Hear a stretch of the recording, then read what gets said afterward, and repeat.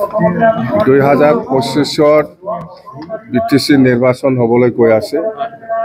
জানক আমি যিমান দূৰ জানো আমি যেহেতু প্ৰমোদ বড়োৰ যিটো চৰকাৰ এইটো এপ্ৰিল 8 তাৰিখত শেষ হয়। এই হিচাপত এপ্ৰিলতে নিৰ্বাচন হ'ব লাগে। এপ্ৰিল 2025 এপ্ৰিল 8 তাৰিখত 5 বছৰ কমপ্লিট হয়। এই হিচাপত আমি ভাবি আছোঁ যে এপ্ৰিলতে নিৰ্বাচন হ'ব। কামপাৰ কথাটো আমিও শুনিছোঁ, আপোনালোকেও শুনি আছে নিশ্চয়। মই নাজানো আজিলৈকে, কিন্তু কোনো দলত যোৱাটো মই দেখিবলৈ পোৱা নাই দেই। ধনৰ বিৰাট অভাৱ, আমাৰ ধন নাই এতিয়া। কোনো ৰকম কষ্ট কৰি পাৰ্টি কৰি আছে, কৰ্মীসকলে কষ্ট কৰি পেলাই কাম কৰি আছে। ধন নাই আমাৰ BPF দলৰ কোনো কৰ্মী বা কোনো MCLA বা MLA সকলৰ লগত একদম ধন নাই। আমি বিচাৰি আছোঁ কোনোবা ধাৰ দিয়ে নেকি, কোনোবা লোন দিয়ে নেকি, এইটো আমি বিচাৰি আছোঁ। নিৰ্বাচনটো পুৰা ফাটাফাটি আমি খেলিমেই, আমি জিকিমেই, আমি এবছলুট মেজৰিটি আমি পাম। 2025 BTC নিৰ্বাচন হ'বলৈ গৈ আছে। জানক আমি যিমান দূৰ জানো আমি যেহেতু প্ৰমোদ বড়োৰ যিটো চৰকাৰ এইটো এপ্ৰিল 8 তাৰিখত শেষ হয়। এই হিচাপত এপ্ৰিলতে নিৰ্বাচন হ'ব লাগে। এপ্ৰিল 2025 এপ্ৰিল 8 তাৰিখত 5 বছৰ কমপ্লিট হয়। এই হিচাপত আমি ভাবি আছোঁ যে এপ্ৰিলতে নিৰ্বাচন হ'ব। সেইকাৰণে আমি আজি কোকৰাঝাৰ জিলা BPF দলৰ নতুন বডি যিটো ফৰ্মেশ্যনৰ কিছুমান এক্সপ্ল'শ্যন এনেকুৱা কৰিছে। ইয়াৰে অ'ট টেকিং আছিল।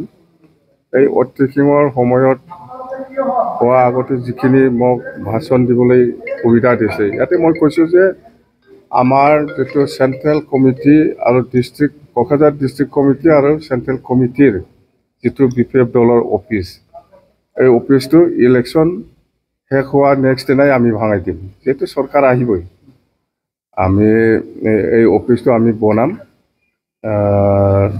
ইলেকশ্যন শেষ হোৱা আগতে, ৰিজাল্টৰ আগতে আমি এই অফিচটো ভাঙাই দিম। 6 মহলীয়া হ'ব, G+6 হ'ব। ফাৰ্ষ্ট ফ্ল'ৰত কনফাৰেন্স হল থাকিব, গ্ৰাউণ্ড ফ্ল'ৰটো গোটেই পাৰ্কিং, ছেকেণ্ড আৰু থাৰ্ডটো মানে থাকিব পৰা হোটেল নিচিনা ৰুম, 30-40টা ৰুম থাকিব। আৰু 4th ফ্ল'ৰত কোকৰাঝাৰ ডিষ্ট্ৰিক্ট কমিটিৰ BSU, ইয়থ, পেৰেণ্ট আৰু ওমেনৰ চেম্বাৰ থাকিব, অফিচ চেম্বাৰ। আৰু 5th ফ্ল'ৰত চেণ্ট্ৰেল কমিটিৰ পেৰেণ্ট বডি, প্ৰেচিডেণ্ট ছেক্ৰেটাৰী বা ওমেন বডি প্ৰেচিডেণ্ট ছেক্ৰেটাৰী, এনেকুৱা ইয়থ, BSU সেইবিলাকত চবৰে চেম্বাৰ থাকিব। আৰু লাষ্ট 6th ফ্ল'ৰত এনে ডাইনিং হল আমি বনাম বুলি ভাবিছোঁ মানে ডাইনিং হল। এই চিষ্টেমত ঘৰটো বনোৱা হ'ব, সেই কথাটোৱে কৈছোঁ।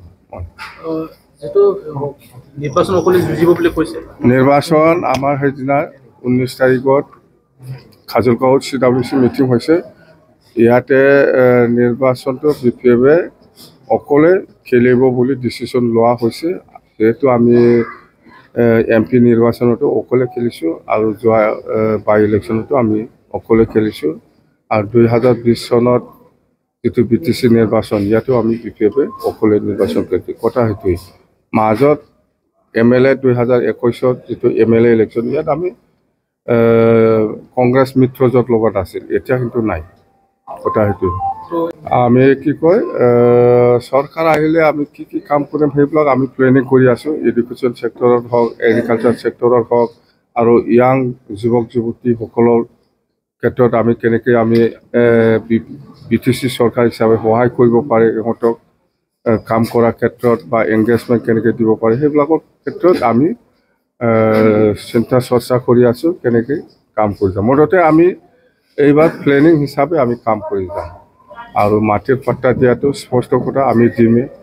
আৰু প্ৰত্যেকটা সমষ্টিত 2500 জনকৈ মানে বেনিফিচাৰীক আমি IBS দিম। IBS মানে যিসকলে লেবাৰ কাম কৰি পেলাই খায়, যিসকলে আজি লেবাৰ নকৰিলে, আজি চব্জি যদি বিক্ৰী নকৰে অহাকালি খাব নাপায়, এনেকুৱা ধৰণৰ মানে বেনিফিচাৰীসকলক আমি প্ৰত্যেকজনকে বছৰত 5000 কৰি দিম।